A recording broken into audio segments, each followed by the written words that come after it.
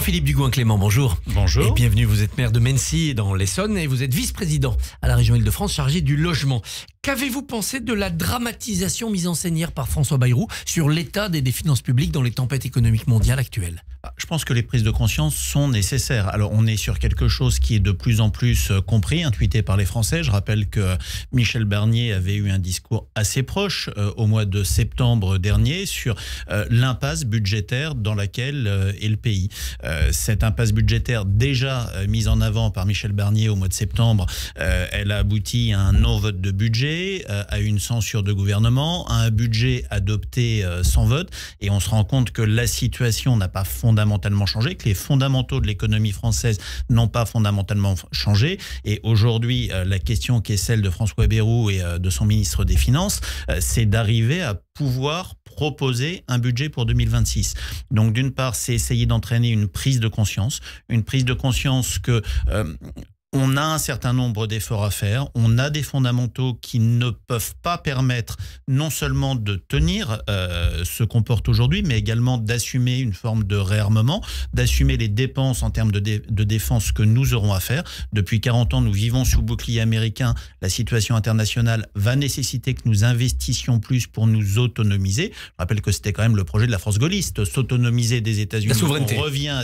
On revient à des fondamentaux, mais tout ça, ça a un coût. Et le fait que François Bayrou tire la sonnette d'alarme aujourd'hui, 8 mois avant le vote du budget, c'est pas choquant. Alors il a essayé d'explorer les racines du mal. Pas assez de production en France et pas assez de travail des jeunes et des seniors. On entend ça depuis très longtemps quand même.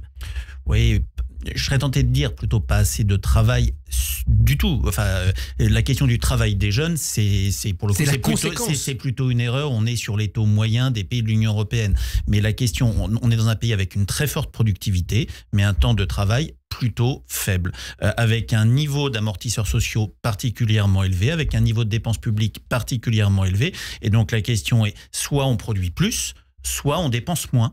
Mais c'est une règle de base. Les maires de France, l'AMF a boycotté hier la réunion. Vous êtes solidaire de cette décision ou ça vous semble une erreur ? Oui, parce que il y a une très forte méfiance des collectivités locales.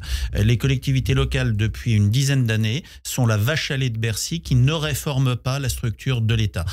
Les collectivités locales, c'est 8% de l'endettement public pour 70% de l'investissement. C'est un budget qui est voté en équilibre pour la part de fonctionnement, ce qui n'est pas le cas de l'État. Il a été demandé aux collectivités depuis déjà des années un niveau d'effort absolument sans précédent. Et en général, quand l'État a besoin de faire des économies, il va d'abord les faire dans les collectivités plutôt que de les faire sur ses propres structures. Parce qu'il y a du gras, on le sait, dans les collectivités. Mais il n'y a plus de gras dans les collectivités. Le gras, c'est quoi? C'est vous voulez qu'on facture le prix d'un repas de cantine à 10 euros, ce qui est le coût réel, un berceau de crèche à 10 000 euros, ce qui est le coût réel d'un déficit de berceau de crèche. La réalité des collectivités, c'est ça. Le gras, oui, on peut faire des économies dans les collectivités.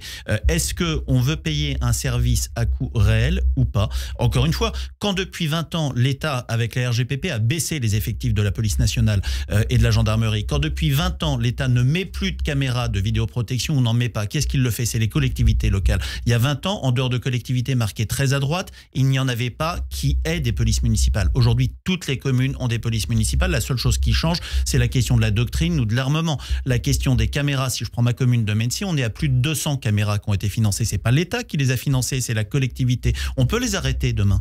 Est-ce que c'est ce qu'on veut? Et le sujet, quand on voit aujourd'hui que depuis 9 mois, l'État ne s'est pas réformé sur sa propre structure, prendre la question des ARS, la question du Haut-Commissariat au plan, la question des agences qui se démultiplient, la question des normes où on impose de la dépense constamment aux collectivités, constamment. Moi, j'ai aucun problème de dire on fait des économies, mais dans ce cas-là, faisons-les de manière intelligente. Prenons le parti de dire on dénorme, on simplifie un certain nombre de choses et les collectivités feront des économies. 8 milliards d'efforts secs l'année prochaine, c'est ce qu'on entend circuler comme bruit, c'est insoutenable pour les collectivités locales. Sauf à dégrader le service public. Mais encore une fois, qu'est-ce que l'on souhaite? On va se retrouver à avoir des élections municipales en mars prochain où énormément d'élus ne repartiront pas. On a un appauvrissement du personnel politique parce que personne ne veut prendre plus le personne manche. ne veut y aller, notamment dans des petites communes. Quand vous êtes maire d'une petite commune, c'est quasiment du bénévolat, c'est une forme de sacerdoce et constamment on vous rajoute des difficultés, on vous enlève des moyens et on rajoute de la règle. Donc si on veut faire des économies sur les collectivités, on peut parfaitement le faire, mais on peut le faire aussi en allant dénormer, en allant réfléchir collectivement sur ce qu'on fait. Vous voyez, les questions de normes, quand on parle de normes d'accueil de la petite enfance, est-ce qu'on veut garder les mêmes normes ou est-ce qu'on veut les assouplir? Dire on vous fait un coup de rabot, on vous enlève des recettes sans se poser la question de la norme et donc de la dépense qu'on vous impose, ça n'a pas de sens.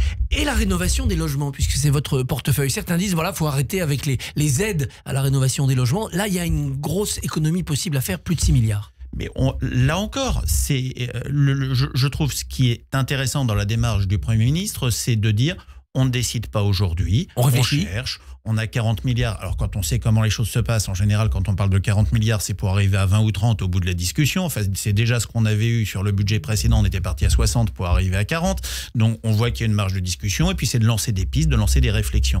La question de la rénovation des logements, c'est quelque chose qui est important du point de vue énergétique, sur nos consommations, du point de vue de notre bilan carbone et du point de vue de la facture chauffage pour les personnes les plus modestes. Est-ce qu'on souhaite maintenir ou pas la cadence? Est-ce qu'on souhaite la ralentir ou pas? Si on doit interroger le système, il n'y a pas de mauvaise réflexion à avoir, mais donnons-nous le temps de la réflexion surtout. Moi, j'y suis pas forcément favorable, mais en tout cas, ne nous interdisons pas de réfléchir à ce stade. Faut-il réfléchir aussi à la suppression des 10% d'abattement pour les retraités? Ces 10% qui sont considérés comme des frais professionnels. Sur les actifs, on n'en a plus quand on est retraité. Mais vous savez, il y a aussi plein d'autres choses sur lesquelles on pourrait réfléchir. À l'UDI avec Hervé Marseille, on pourrait vous dire un point de TVA, c'est 7 à 8 milliards de recettes supplémentaires, uniquement sur la TVA à 20%. C'est-à-dire si vous passez de 20 à 21% de TVA sur un produit qui est acheté sans... Non seulement ça rend plus compétitives les entreprises françaises par rapport aux entreprises extérieures, c'est ce qui rend fou Trump aujourd'hui, mais c'est quelque chose qui est assez linéaire et dans un pays où plus de 60% de gens ne payent pas d'impôts, c'est aussi un moyen d'avoir une participation de tous. Mais un point de TVA, tous, 7%. C'est le même prix pour les pauvres et les riches. La TVA, c'est injuste, quoi. C'est injuste. Ça favorise aussi les entreprises françaises par rapport aux importations. Quand on parle par exemple, une année blanche, c'est 15 milliards. On sait très bien que quand on dit ça, il y a toujours des exceptions par rapport aux petites retraites, par rapport aux petits salaires, mais c'est 10 à 12 milliards qui peuvent être gagnés.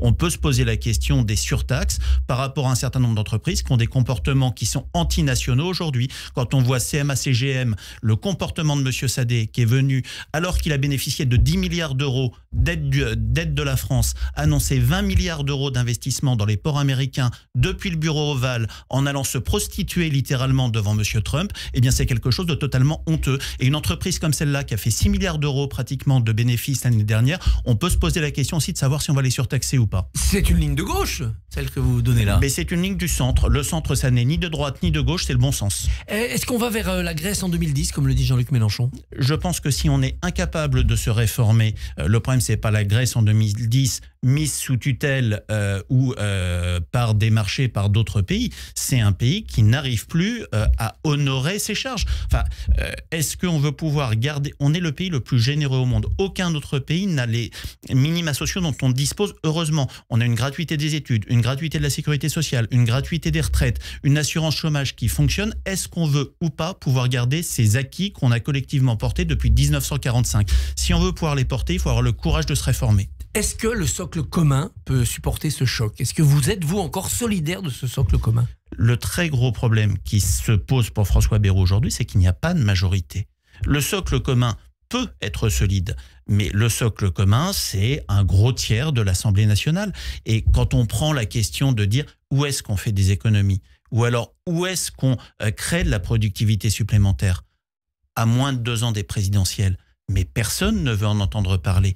Et l'impasse dans laquelle est le gouvernement aujourd'hui, qui était déjà celle de Michel Barnier, c'est que l'extrême droite toute une partie de la gauche, ne regarde pas le besoin du pays, ils regardent leur intérêt politique partisan de 2026. Eh bien moi je pense que la responsabilité politique, c'est de bosser là où on est, au jour où on est en responsabilité, c'est pas de bloquer le système, c'est pas de bloquer toute solution pour une hypothétique victoire électorale dans 2 ans. Oui, mais ça y est, c'est parti, c'est la présidentielle, on voit que le congrès du PS, la bataille des LR, le grand rendez-vous, ça sera 2027. Est-ce qu'on peut bloquer le pays pendant 2 ans? Enfin, le non-vote du budget, ça a été pratiquement 15 milliards de coûts pour l'État. Vous voyez, on cherche 40 milliards cette année. Le non-vote du budget par les amis de M. Mélenchon et de Mme Le Pen, ça a été 15 milliards de coûts pour l'État cette année. Et c'est-à-dire que vous souhaitez une dissolution dès que c'est possible pour essayer de redonner une vraie majorité et pas perdre 2 ans? Il n'y aura pas de majorité. Si on dit, moi je ne crois pas qu'une dissolution à partir de juillet, puisque le président recouvrera ce droit dans les derniers jours de juin, premier jour de juillet, je ne crois pas que ça puisse aboutir à une majorité. Il y aura une parcellisation de la vie politique qui restera jusqu'au présidentiel. Et donc la responsabilité des femmes et des hommes qui ont été élus à l'Assemblée nationale, c'est d'arriver à essayer de trouver des voies de compromis pour ne pas bloquer le pays. La tension reprend entre la France et l'Algérie. Le président de la République a rappelé l'ambassadeur de France à Alger. Que faire? Comment on en sort? En étant ferme. Moi, je pense que en matière de politique internationale, on le voit avec les États-Unis et le rapport avec l'Union européenne, le fait d'être ferme et de répondre de manière graduée mais égale, ça a permis de repousser la question des droits de douane. Les premières marques de fermeté qui avaient été données au régime algérien, qui est un régime qui n'honore pas son pays par son attitude, avaient abouti à une redescente. On voit qu'il y a aujourd'hui bien une course à l'échalote de la part de l'Algérie, que ce régime qui fondamentalement déteste la France et ce que représente notre pays ne nous respectera que si on est fort. Et donc qu'il y ait une réponse graduée, ferme, sans rien lâcher, je pense qu'il faut le faire. Ensuite, vous savez, les rapports entre la France et l'Algérie, c'est des accords de 1994, faut qu'ils soient tenus. Et puis s'ils ne sont pas tenus, on peut se poser la question des accords de 68. Et les dénoncer éventuellement, ce qui créerait une sorte de situation juridique improbable quand même. Très bien, mais enfin, si c'est le souhait du pouvoir algérien, il faut aller jusque-là. Il faudra que le pouvoir algérien, c'est pas mon souhait, je pense qu'on peut ne pas aller jusque-là, mais si on n'est pas prêt à aller jusque-là, on se fera marcher sur les pieds.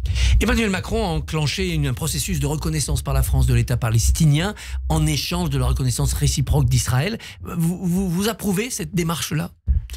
Je pense que c'est prématuré. C'est trop court. Mais je pense que alors qu'il y a encore des otages du Hamas du 7 octobre qui sont retenus à Gaza, alors qu'on a toujours un certain nombre de pays limitrophes qui ne reconnaissent pas l'existence même d'Israël, c'est quelque chose de prématuré.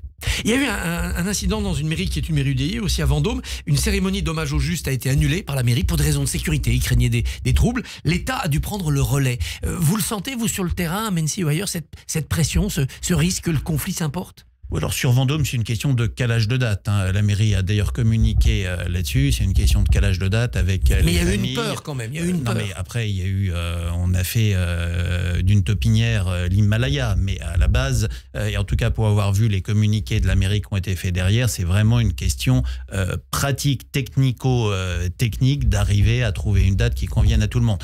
Après, on sent aujourd'hui une tension dans ce pays. On sent une exacerbation des communautés. Moi, en tant que maire, en tout cas, c'est toujours ce que j'ai eu à cœur de faire à Mennecy, ce que nous portons sur la région Île-de-France avec Valérie Pécresse, c'est d'essayer d'arriver à mettre des amortisseurs, à faire que on n'importe pas les conflits de l'étranger, à faire que les communautés vivent chacune en harmonie au sein de la République. Mais on sent aujourd'hui la montée des communautarismes qui est excitée par un certain nombre de partis. Je pense que la France insoumise aujourd'hui a un rôle absolument criminel et qu'il faut arrêter ça. Jean-Philippe Dugoin-Clément, merci et bonne journée. Merci. Merci beaucoup Christophe, à demain 7h45. Radio J, retrouvez